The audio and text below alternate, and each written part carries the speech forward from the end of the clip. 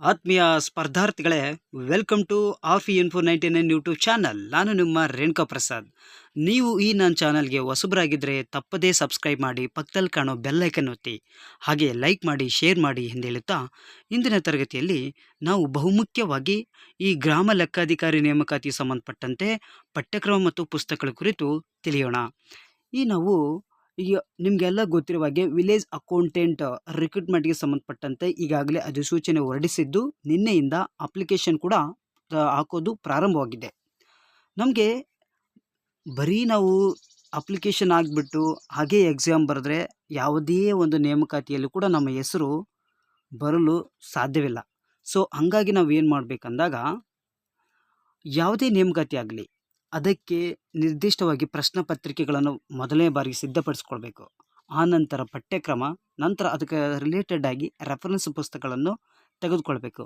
ಈ 3 ಮುಖ್ಯ ಕಾರ್ಯಗಳನ್ನು ಪ್ರತಿಯೊಬ್ಬ ಸ್ಪರ್ಧಾರ್ಥಿ ಸಿದ್ಧಪಡಿಸಿಕೊಂಡು ಅದೇ ನಿಟ್ಟಿನಲ್ಲಿ ಒಂದು ಅಭ್ಯಾಸ ಮಾಡಿದ್ದೇ ಆದರೆ ಯಾವುದೇ ಎಕ್ಸಾಮ್, VA ಅಂತಲ್ಲ, GPS ಸ್ಟಾರ್ ಆಗಿರ್ಬೋದು, TET ಆಗಿರ್ಬೋದು, HS ಸ್ಟಾರ್ ಆಗಿರ್ಬೋದು, ಈ ಥರ ಯಾವುದೇ ಸ್ಪರ್ಧಾತ್ಮಕ ಪರೀಕ್ಷೆ ಆದರೂ ಕೂಡ ಅದನ್ನು ಎದುರಿಸಲು ತುಂಬ ಸಹಾಯಕವಾಗುತ್ತದೆ. ಆದ್ದರಿಂದ ಇಂದಿನ ತರಗತಿಯಲ್ಲಿ ನಾನು ಈ ವಿಲೇಜ್ ಅಕೌಂಟೆಂಟ್ ರಿಕ್ರೂಟ್ಮೆಂಟಿಗೆ ಸಂಬಂಧಪಟ್ಟಂತೆ ಸಿಲೆಬಸ್ ಏನಿದೆ, ಯಾವ ಬುಕ್ಸ್ನ ರೆಫರ್ ಮಾಡಬೇಕು, ಈ ಒಂದು ಮಾಹಿತಿಯನ್ನು ನಿಮಗೆ ತಿಳಿತಿದ್ದೇನೆ. ನಾನು ಹೇಳುವುದೇ ಅಂತಿಮವಲ್ಲ. ಇನ್ನೂ ಯಾವುದೇ ಬುಕ್ ಕೂಡ ನಿಮಗೆ ಪರೀಕ್ಷಾ ದೃಷ್ಟಿಯಿಂದ ತುಂಬ ಮುಖ್ಯವಾಗಿದೆ ಅಥವಾ ಸಹಾಯಕವಾಗಿದೆ ಅಂತ ನಿಮಗೆ ಅನಿಸಿದ್ರೂ ಕೂಡ ಆ ಒಂದು ಪುಸ್ತಕಗಳನ್ನು ನೀವು ಓದುವುದು ಸೂಕ್ತವಾಗಿದೆ. ನಾನು ಹೇಳುವಂಥ ಪುಸ್ತಕದಲ್ಲಿ ಕೂಡ ಈ ಒಂದು ವಿಲೇಜ್ ಅಕೌಂಟೆಂಟ್ ನೇಮಕಾತಿ ಸಂಬಂಧಪಟ್ಟಂತಹ ಸಿಲೆಬಸ್ಸು ಅದರಲ್ಲಿ ನಾನು ನೋಡಿದ ಮಟ್ಟಿಗೆ ಹೇಳ್ತಾ ಇದ್ದೇನೆ. ಓಕೆ, ಅಂದರೆ ಈಗ ನಾವು ಗ್ರಾಮ ಲೆಕ್ಕಾಧಿಕಾರಿ ನೇಮಕಾತಿ 2024 ಈ ಒಂದು ನೇಮಕಾತಿ ನಿಮಗೆಲ್ಲ ಗೊತ್ತಿರುವ ಹಾಗೆ ಇದೇ ಮೊದಲ ಬಾರಿ ಎಕ್ಸಾಮ್ಸು ನಡೀತಾ ಇದೆ. ಅದಕ್ಕೆ ಏನು ಪಠ್ಯಕ್ರಮ ಇಟ್ಟಿದ್ದಾರೆ, ಸಿಲೆಬಸ್ ಏನು, ಅದನ್ನು ಈಗ ನಾವು ನೋಡ್ತಾ ಹೋಗೋಣ. ನಿಮಗೆಲ್ಲ ಗೊತ್ತಿರೋ ಹಾಗೆ ಈ ಸಲ ವಿಲೇಜ್ ಅಕೌಂಟೆಂಟ್ ರಿಕ್ರೂಟ್ಮೆಂಟ್ನಲ್ಲಿ ಕೆಲವು ಮಹತ್ತರವಾದಂಥ ಬದಲಾವಣೆಗಳನ್ನು ನಾವು ನೋಡಿದ್ದೇವೆ. ಇಂದಿನ ಎಲ್ಲ VA ನೇಮಕಾತಿಯಲ್ಲಿ ಅಂದರೆ PVC ಅಂಕಗಳ ಆಧಾರದ ಮೇಲೆ ಆ ಒಂದು ಅಭ್ಯರ್ಥಿಗಳನ್ನು ಸೆಲೆಕ್ಟ್ ಮಾಡ್ತಾಯಿದ್ರು.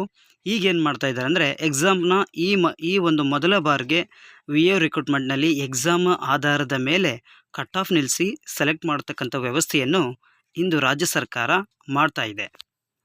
ಈಗ ನಾವು ಮೊದಲೇ ಬಾರಿಗೆ ವಿಲೇಜ್ ಅಕೌಂಟೆಂಟ್ ಪರೀಕ್ಷೆ ಅಥವಾ ಎಕ್ಸಾಮ್ಸ್ನಲ್ಲಿ 2 ಪತ್ರಿಕೆಗಳಿರ್ತವೆ. ಇನ್ನು 2 ಪತ್ರಿಕೆಗಳಿದ್ದು, 1ನೇ ಪತ್ರಿಕೆ 100 ಅಂಕಗಳು, 2ನೇ ಪತ್ರಿಕೆ 100 ಅಂಕಗಳು, ಒಟ್ಟಾರೆ 200 ಅಂಕಗಳಿಗೆ ಪರೀಕ್ಷೆ ನಡೆಸುತ್ತಾರೆ. ಅದರಲ್ಲಿ ಕಟ್ ಆಫ್ ತೆಗೆದು ಅಭ್ಯರ್ಥಿಗಳನ್ನು ಆಯ್ಕೆ ಮಾಡ್ತಾರೆ. ಮತ್ತು ಇನ್ನೊಂದೇನಪ್ಪ ಅಂದರೆ ನೆಗೆಟಿವ್ ಇರುತ್ತದೆ. ಅಂದರೆ 0.25ನೇ ನೆಗೆಟಿವ್ ಇಟ್ಟಿರ್ತಾರೆ. 4 ಏನಾದರೂ ನಾವು ಹಾಕಿರ್ತಕ್ಕಂಥ 4 ಪ್ರಶ್ನೆಗಳು ತಪ್ಪಾದಲ್ಲಿ ನಮ್ಮ ಒಂದು ಸರಿ ಉತ್ತರವನ್ನು ಕಳೆಯುವಂತಹ ಒಂದು ಪದ್ಧತಿ, ಇದು ನಿಮ್ಮ ಗಮನಕ್ಕೆ ಇರಬೇಕಾಗ್ತಕ್ಕಂಥದ್ದು.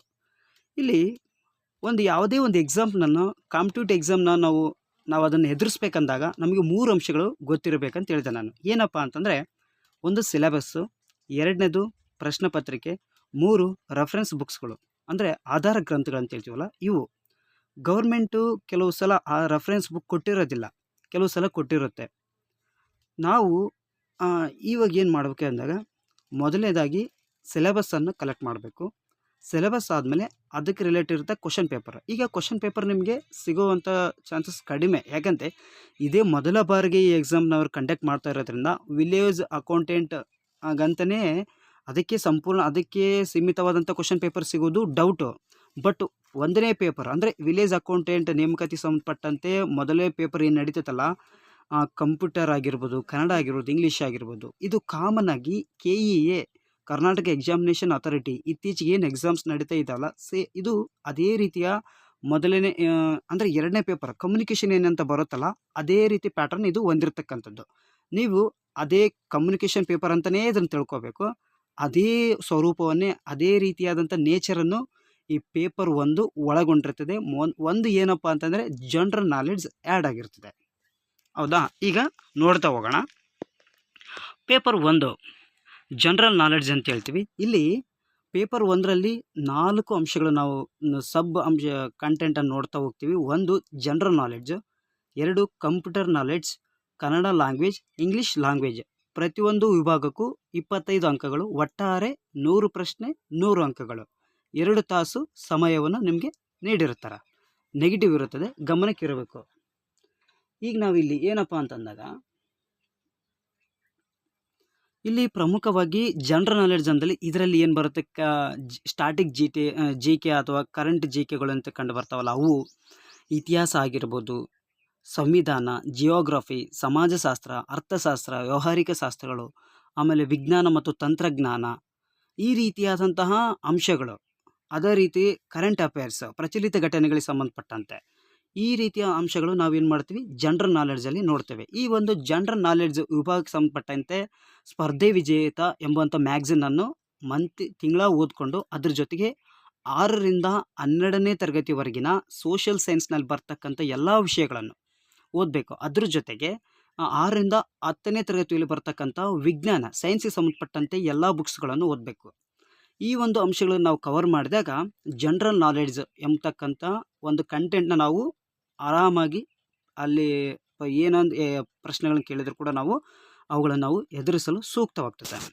2ನೇದು ಕಂಪ್ಯೂಟರ್ ನಾಲೆಡ್ಜ್. ಕಂಪ್ಯೂಟರ್ ನಾಲೆಡ್ಜು ಇಲ್ಲಿ ಬಹುಮುಖ್ಯವಾಗಿ ಎಲ್ಲ ಸ್ಪರ್ಧಾರ್ಥಿಗಳಲ್ಲಿ ಜನರಲ್ ನಾಲೆಡ್ಜ್ ಎಲ್ಲರಿಗೂ ಗೊತ್ತಿರುತ್ತೆ. ಕನ್ನಡನೂ ಆಗ್ತಾರೆ, ಇಂಗ್ಲೀಷು ಆಗ್ತಾರೆ. ಬಟ್ ನಾವು ವಿಲೇಜ್ ಅಕೌಂಟೆಂಟ್ ಎಕ್ಸಾಮ್ನ ಒಂದು ಕ್ಲಿಯರ್ ಮಾಡಿ ಒಂದು ನೇಮಕಾತಿಯ ಒಂದು ಲೀಸ್ಟ್ನಲ್ಲಿ ನಮ್ಮ ಹೆಸರು ಇರಬೇಕಂದ್ರಾಗ ಕೆಲವೊಂದು ಅಂಶಗಳ ಅಥವಾ ಕೆಲವೊಂದು ವಿಷಯಗಳ ಮೇಲೆ ನಮಗೆ ಹಿಡಿತ ಇರಬೇಕಾಗ್ತಕ್ಕಂಥದ್ದು. ಇಲ್ಲಿ ನಾನು ಹೇಳುವಂತಹ ವಿಷಯಗಳ ಮೇಲೆ ಯಾರು ಹಿಡಿತ ಸಾಧಿಸ್ತಾರೋ, ಯಾರು ಚೆನ್ನಾಗಿ ಪ್ರಾಕ್ಟೀಸ್ ಮಾಡ್ತಾರೋ ಅವರು ವಿಲೇಜ್ ಅಕೌಂಟೆಂಟ್ನ ನೇಮಕಾತಿ ಲೀಸ್ಟಲ್ಲಿ ಪಕ್ಕ ಇರ್ತಾರೆ. ಈಗ ಎಲ್ಲರೂ ಕಾಮನ್ನಾಗಿ ಎಲ್ಲರಿಗೂ ಇಂಗ್ಲೀಷ್ ಗೊತ್ತಿರುತ್ತೆ, ಎಲ್ಲರಿಗೂ ಕನ್ನಡ ಗೊತ್ತಿರುತ್ತೆ. ಅದೇ ರೀತಿ ಜನರಲ್ ನಾಲೆಡ್ಜಲ್ಲೂ ಕೂಡ ಹಿಂದಿರ್ತಾರೆ. ಕೆಲವರು ಈ ಒಂದು ಕಂಪ್ಯೂಟರಲ್ಲಿ ಆಗಿರ್ಬೋದು, ಅರ್ಥಮೆಟಿಕ್ ಆಗಿರ್ಬೋದು, ಸ್ಟ್ಯಾಟಿಕ್ಸ್ ಅಂತ ಬರುತ್ತಲ್ಲ, ಅಲ್ಲಿ ಲಾಜಿಕಲ್ ರೀಸನಿಂಗ್ ಅಂತ ಬರ್ತಾವಲ್ಲ, ಇಲ್ಲಿ ಕೆಲವರು ವೀಕ್ ಇರ್ತಾರೆ. ಅಂತಹ ವಿಷಯಗಳಲ್ಲಿ ನಾವು ಪಾಂಡಿತ್ಯವನ್ನು ಹೊಂದಿದ್ದೇ ಆದರೆ ಈ ಎಕ್ಸಾಮ್ನಲ್ಲಿ ಈ ಒಂದು VA ನೀವು ಆಗೋದು 100ಕ್ಕೆ 100% ಸತ್ಯವಾಗುತ್ತದೆ. ಹಾಗಾಗಿ ಈ ಕಂಪ್ಯೂಟರ್ಗೆ ಸಂಬಂಧಪಟ್ಟಂತೆ ಪ್ರಾಕ್ಟಿಕಲ್ ಮತ್ತು ಥಿಯರಿ ಎರಡೂ ರೀತಿಯಾಗಿ ನೀವು ಇದನ್ನು ಓದುವುದು ಸೂಕ್ತವಾಗಿದೆ. ಈಗ ನೀವು ಹೈಸ್ಕೂಲಲ್ಲಿ ಗಣಕಯಂತ್ರ ಅಂತೇಳಿ ಒಂದು ಪುಸ್ತಕ ಈಗಾಗಲೇ ಇರುತ್ತೆ. ಆ ಒಂದು ಪುಸ್ತಕ ನೀವು ರೆಫರೆನ್ಸ್ ಮಾಡ್ಬೋದು. ಅದ್ರ ಜೊತೆಗೆ ಬೆರದಾರ್ ಮೇಡಮ್, ಬುಲ್ಬುಲ ಸರು ಅವ್ರದ್ದು ಇದೆ ಕಂಪ್ಯೂಟರ್ಗೆ ಸಂಬಂಧಪಟ್ಟಂತೆ ಬುಕ್ಸ್. ಅದನ್ನು ನೀವು ಸ್ಟಡಿ ಮಾಡೋದು ಸೂಕ್ತ. ಅದ್ರ ಜೊತೆಗೆ ಪ್ರಾಕ್ಟಿಕಲ್ ಆಗಿ ಈಗ ಶಾರ್ಟ್ಕಟ್ ಕೀಸ್ಗಳ ಬಗ್ಗೆ, ಕಂಪ್ಯೂಟರ್ ಜನರೇಷನ್ ಬಗ್ಗೆ, ಆಮೇಲೆ ಈಗ ಇತ್ತೀಚಿನ ಕಂಪ್ಯೂಟರ್ ರಿಲೇಟೆಡ್ ಏನೇನು ಇನೋವೇಷನ್ಸ್ ಆಗ್ತಾ ಇದೆ ಅದ್ರ ಬಗ್ಗೆ ನಾವು ಮಾಹಿತಿಯನ್ನು ನಾವು ಒಳಗೊಳ್ಬೇಕು. ನಂತರ ಕನ್ನಡ ಲ್ಯಾಂಗ್ವೇಜ್ ನಿಮಗೆಲ್ಲ ಗೊತ್ತಿರೋ ಹಾಗೆ ಕನ್ನಡ ಲ್ಯಾಂಗ್ವೇಜ್ 6 to 12th ತನಕ ಕನ್ನಡ ಲಿಟ್ರೇಚರ್ ಮತ್ತು ಗ್ರಾಮರನ್ನು ನಾವು ಕಲಿತ್ರೆ ಸಾಕು. ಅದರಲ್ಲಿ ಸಂಧಿ, ಸಮಾಸ, ವಿಭಕ್ತಿ, ಪ್ರತ್ಯಯಗಳು, ಅನುಕರಣವಯಗಳು, ವಚನಗಳು, ಇವು ಎಲ್ಲ ರೀತಿಯಾಗಿ 1 to 12 ತನಕ ಏನು ಗೌರ್ಮೆಂಟ್ ಬುಕ್ಸ್ ಏನಿದೆಲ್ಲ, ಈ ನಾನು ಗೌರ್ಮೆಂಟ್ ಪುಸ್ತಕವನ್ನೇ ನೀವು ರೆಫರೆನ್ಸ್ ಮಾಡಿರಿ. ಇದು ನಿಮಗೆ ಪರೀಕ್ಷಾ ದೃಷ್ಟಿಯಿಂದ ಬಹುಮುಖ್ಯವಾಗಿರುತ್ತದೆ. ಯಾವುದೇ ಪುಸ್ತಕಗಳನ್ನು ನೀವು ರೆಫರೆನ್ಸ್ ಮಾಡಬೇಡಿ. 6ರಿಂದ 12ನೇ ತರಗತಿವರೆಗಿನ ಕನ್ನಡ ಸಾಹಿತ್ಯ ಮತ್ತು ಗ್ರಾಮರನ್ನು ನೀವು ಅಧ್ಯಯನ ಮಾಡಿದರೆ ಸಾಕು. ಈ ಕನ್ನಡ ಲ್ಯಾಂಗ್ವೇಜ್ ಸಂಬಂಧಪಟ್ಟಂತೆ ಆರಾಮಾಗಿ ಆಗ್ತಾರೆ, ಏನು ತೊಂದರೆನೇ ಇಲ್ಲ. ಅದೇ ರೀತಿ ಇಂಗ್ಲೀಷ್ ಕೂಡ 6 to 12th ತನಕ ಏನು ಬುಕ್ಸ್ ಇರುತ್ತಲ್ಲ, ಲಿಟ್ರೇಚರ್ ಆ್ಯಂಡ್ ಗ್ರಾಮರ್ ಇದನ್ನೇ ಓದಿದರೆ ಸಾಕು, ಆರಾಮಾಗಿ ನಾವು ಆಗ್ಬೋದು. ಗ್ರಾಮರಲ್ಲಿ ನಾವೇನಪ್ಪ ನೌನು, ಪ್ರನೌನ್ ಆಗಿರ್ಬೋದು, ಸಿನೋನೋಮಸ್ ಅಂತ ಬರ್ತವೆ, ಆಪೋಸಿಟ್ ವರ್ಡ್ಸ್ ಅಂತ ಬರ್ತವೆ. ಈ ರೀತಿಯಾಗಿಂಥ ಅಂಶಗಳನ್ನು ನಾವು ಕಲ್ತ್ರೆ ಸಾಕು. ಇನ್ನೊಂದು ರನ್ ಅಂಡ್ ಮಾರ್ಟಿನ್ ಅಂತೇಳಿ ಬುಕ್ಸ್ ಐತೆ, ಇದನ್ನು ಓದಿದರೆ ಸಾಕು. ಫಸ್ಟ್ನ ಪೇಪರಲ್ಲಿ ನಾವು ಆರಾಮಾಗಿ ಸ್ಕೋರ್ ಮಾಡ್ಬೋದು, ಚೆನ್ನಾಗಿ ಓದಿದೆ ಆದರೆ. 2ನೇ ಪೇಪರು, ಈಗ ಫಸ್ಟ್ನೇ ಪೇಪರಲ್ಲಿ ಹೆಂಗೋ ಆಗಿಬಿಡ್ತೀವಿ, ಬಟ್ 2ನೇ ಪೇಪರಲ್ಲಿ ಚೆನ್ನಾಗಿ ನಾವು ನಾಲೆಡ್ಜನ್ನು ಇಟ್ಕೋಬೇಕು. ಈ 2ನೇ ಪೇಪರಲ್ಲಿ ಯಾರು ಚೆನ್ನಾಗಿ ನಾಲೆಜ್ ಇಟ್ಕೊಳ್ತಾರೋ ಅವರೇ VA ಆಗೋದು, VA ಪೋಸ್ಟನ್ನು ಅವರೇ ತಗೊಳ್ಳೋದು. ಹೇಗಪ್ಪ ಅಂದರೆ ಈಗ ಫಸ್ಟ್ನೇ ಪೇಪರಲ್ಲಿ ಕಾಮನ್ನಾಗಿ ಎಲ್ಲರೂ ಆಗಿಬಿಡ್ತಾರೆ. ಬಟ್ 2ನೇ ಪೇಪರಲ್ಲಿ ನೋಡಿ ಅರ್ಥಮೆಟಿಕ್ಸ್ ಅಂತಿದೆ, ಇದೆಲ್ಲ ಮೆಂಟಲ್ ಅಬಿಲಿಟಿ ಆಗಿರ್ಬೋದು, ಮೀನ್, ಮೀಡಿಯನ್, ಮೋಡು, ಈ ಒಂದು ಮ್ಯಾಥ್ಸ್ ರಿಲೇಟೆಡ್ ಕ್ವಶನ್ಸ್ ಇರ್ತವೆ. ಇವನ್ನ ಯಾರು ಚೆನ್ನಾಗಿ ಸಾಲ್ವ್ ಮಾಡ್ತಾರೋ ಅವರು ಒಂದು ಲೀಸ್ಟಲ್ಲಿ ಇರೋ ಚಾನ್ಸಸ್ ಬಹಳ ಇರ್ತದೆ. ಸೊ ಅರ್ಥಮೆಟಿಕ್ಸ್ ಸಂಬಂಧಪಟ್ಟಂತೆ ಈಶ್ವರ್ ಗಿರಿ ಸರ್ ಅವರು ಕ್ಲಾಸ್ ಮಾಡ್ತಾಯಿದ್ದಾರೆ, ಅದೊಂದು ಸ್ವಲ್ಪ ನೋಡಿ. ಆನಂತರ ಅವು ನೋಡ್ತಾ ಇರ್ಬೋದು. ಇನ್ನು ಯೂಟ್ಯೂಬಲ್ಲಿ ಸಾಕಷ್ಟು ಈ ಒಂದು ಆ, ಏನೋ ಕೋಡಿಂಗು, ಡಿಕೋಡಿಂಗ್ ಆಗಿರ್ಬೋದು, ಡೈರೆಕ್ಷನ್ಸ್ ಆಗಿರ್ಬೋದು, ಸೀರೀಸಸ್ ಆಗಿರ್ಬೋದು, ಆನಂತರ ಟೈಮ್ ಮತ್ತು ಸಮಯಕ್ಕಾಗಿರ್ಬೋದು, ವರ್ಕ್ ಆ್ಯಂಡ್ ಟೈಮ್ ಆಗಿರ್ಬೋದು, ಆಮೇಲೆ ಇನ್ನು ಈ ವಿವಿಧ ರೀತಿಯಾಗಿರ್ತಕ್ಕಂಥ ಆ, ವಿಷಯಗಳ ಮೇಲೆ ಟೀಸ್ ಮಾಡ್ತಾ ಇದ್ದಾರೆ, ಅವನ್ನ ನೋಡ್ರಿ. ಹಾಗೆ ಸ್ಟ್ಯಾಟಿಸ್ಟಿಕ್ಸ್ ಅಂತ ಕೇಳಿ ಸಂಖ್ಯಾಶಾಸ್ತ್ರ. ಇದು ಏನಪ್ಪ ಅಂತಂದರೆ ಇಲ್ಲಿ ಪ್ರಮುಖವಾಗಿ ಆ, ಇದು ಆರ್ಥಿಕ ಗಣಿತಗಳಾಗಿರ್ಬೋದು, ಎಕನಾಮಿಕ್ ಸರ್ವೆ ಅಂತ ಬರ್ತದೆ, ಬಜೆಟ್ ಆಗಿರಬಹುದು. ಈ ರೀತಿ ಈಗ ಸೆಂಟ್ರಲ್ನಲ್ಲಿ ಬರ್ತಕ್ಕ ಸೆಂಟ್ರಲ್ ಎಕನಾಮಿಕ್ ಸರ್ವೆ ಬೇರೆ ಬರ್ತದೆ. ಆಮೇಲೆ ಅಗ್ರಿಕಲ್ಚರ್ ಸೆನ್ಸಸ್ ಅಂತ ಬರ್ತವೆ.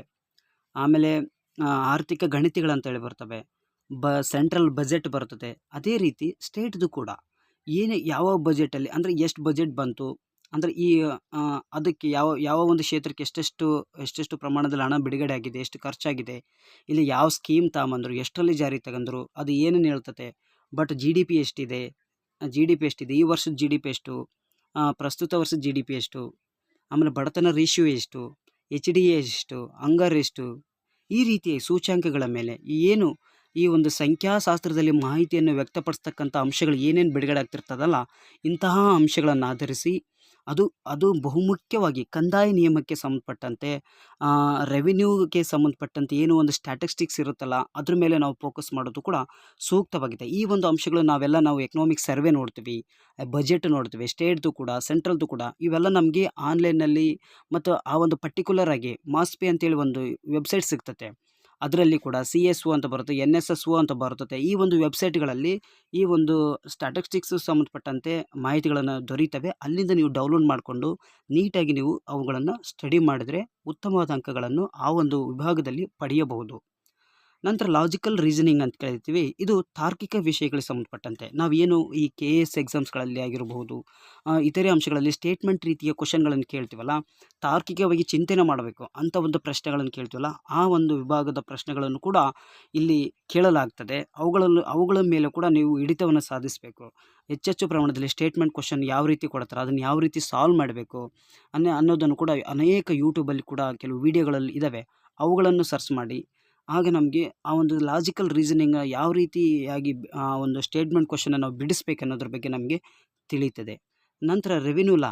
ಈಗ ಇಲ್ಲಿವರೆಗೂ ಎಲ್ಲ ರೀತಿಯಾದಂಥ ಅಂಶಗಳು ಕೆಲವೊಂದು ಸಲ ನಾವು ನೋಡಿರ್ತೇವೆ. ಬಟ್ ಈ ಒಂದು ವಿಲೇಜ್ ಅಕೌಂಟೆಂಟ್ ಅಂತಕ್ಕಂಥ ಹುದ್ದೆಯನ್ನು ನಾವು ಪಡಿಬೇಕಾದಾಗ ಈ ರೆವಿನ್ಯೂ ಅನ್ನೋದಕ್ಕೆ ಸಂಬಂಧಪಟ್ಟಂತೆ, ಅಂದರೆ ಕಂದಾಯ ಒಂದು ವಿಭಾಗಕ್ಕೆ ಸಂಬಂಧಪಟ್ಟಂತೆ ನೀತಿ ನಿಯಮಗಳು ಏನಿದ್ದಾವೆ, ಏನು ರೂಲ್ಸ್ ಇದ್ದಾವೆ, ಅದೇ ರೀತಿ ಕಂದಾಯ ನಿಯಮಕ್ಕೆ ಸಂಬಂಧಪಟ್ಟಂತೆ ಸರ್ಕಾರದ ನಿಯಮಗಳೇನು, ಯೋಜನೆಗಳು ಏನೇನು ಜಾರಿಗೆ ತಗೊಂಬಂದಿದ್ದಾರೆ, ಯಾವ ಆ್ಯಪ್ಗಳ ಕಾರ್ಯನಿರ್ವಹಿಸುತ್ತಿದ್ದಾವೆ, ಮತ್ತು ಲಿಮಿಟ್ಸ್ ಹೆಂಗಿರುತ್ತೆ, ಹೋಬಳಿ ಅಂದ್ರೇನು, ವಿ ಎದ ವರ್ಕ್ ಏನಿರುತ್ತೆ, ವಿ ಎ ಮೇಲಿರ್ತಕ್ಕಂಥ ಅಧಿಕಾರದ ಸರಣಿಗಳೇನು, ಈ ರೀತಿಯ ಅಂಶಗಳನ್ನು ಕೂಡ ನಾವು ತಿಳಿದುಕೊಳ್ಳಬೇಕಾಗುತ್ತದೆ. ಅದಕ್ಕೆ ಸಂಬಂಧಪಟ್ಟಂತೆ ಇತ್ತೀಚೆಗೆ ಗೌರ್ಮೆಂಟ್ ಎಡಿಷನ್ಸ್ನ ಸಂಬಂಧಪಟ್ಟಂತೆ ಒಂದು VA ಕೈಪಿಡಿ ಅಂತೇಳಿ ಒಂದು ಬಿಡುಗಡೆ ಮಾಡಿದ್ದಾರೆ. ನಾನು ಒಂದು ನನ್ನ ಒಂದು ಟೆಲಿಗ್ರಾಮ್ ಚಾನಲಲ್ಲಿ ಅದನ್ನು ನಾನು ಸೆಂಡ್ ಮಾಡಿದ್ದೀನಿ. ಯಾರು ನನ್ನ ಟೆಲಿಗ್ರಾಮ್ಗೆ ಜಾಯ್ನ್ ಆಗಿಲ್ವೋ ಜಾಯ್ನ್ ಆಗಿ. ಟೆಲಿಗ್ರಾಮ್ನಲ್ಲಿ ಕೂಡ ಈ ವಿಡಿಯೋದ ಡಿಸ್ಕ್ರಿಪ್ಷನಲ್ಲಿ ಕೊಟ್ಟಿರ್ತೀನಿ.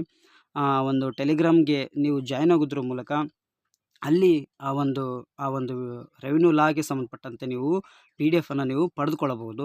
ಹಾಗೆ ಜನರಲ್ ನಾಲೆಡ್ಜ್ ಸಂಬಂಧಪಟ್ಟಂತೆ 6 to 12th ತನಕ ಸೋಷಿಯಲ್ ಸೈನ್ಸ್ ಬರ್ತಕ್ಕಂಥ ಹಿಸ್ಟ್ರಿ ಆಗಿರ್ಬೋದು, ಜಿಯೋಗ್ರಫಿ ಆಗಿರ್ಬೋದು, CVS ಆಗಿರ್ಬೋದು, ಇಂಡಿಯನ್ ಕಾನ್ಸ್ಟಿಟ್ಯೂಷನ್ ಆಗಿರ್ಬೋದು, ಇದಕ್ಕೆಲ್ಲ ಸಂಬಂಧಪಟ್ಟಂತೆ ನಾನು ಈಗಾಗಲೇ 6ನೇ ತರಗತಿ ಎಲ್ಲ ಒಂದು ಸರ್ಕಾರಿ ಶಾಲಾ ಪಠ್ಯಕ್ರಮದಲ್ಲಿರ್ತಕ್ಕಂಥ ವಿಡಿಯೋಗಳನ್ನು ಪಠ್ಯಕ್ರಮವನ್ನು ವಿಡಿಯೋಗಳ ರೂಪದಲ್ಲಿ ಮಾಡಿ ಈ ಒಂದು ನಾನೊಂದು ಯೂಟ್ಯೂಬ್ನಲ್ಲಿ ಅಪ್ಲೋಡ್ ಮಾಡಿದ್ದೇನೆ. ಅವುಗಳನ್ನು ನೋಡೋದ್ರ ಮೂಲಕ ನಿಮಗೆ ಇತಿಹಾಸ ಆಗಿರ್ಬೋದು, ಒಂದು ಭಾರತದ ಸಂವಿಧಾನ ಆಗಿರ್ಬೋದು, ರಾಜ್ಯಶಾಸ್ತ್ರ ಆಗಿರ್ಬೋದು, ಜಿಯೋಗ್ರಫಿ ಆಗಿರ್ಬೋದು, ಇವಕ್ಕೆಲ್ಲ ಸಂಬಂಧಪಟ್ಟಂತೆ ಅಲ್ಲಿ ಮಾಹಿತಿ ನಿಮಗೆ ಸಿಗುತ್ತದೆ.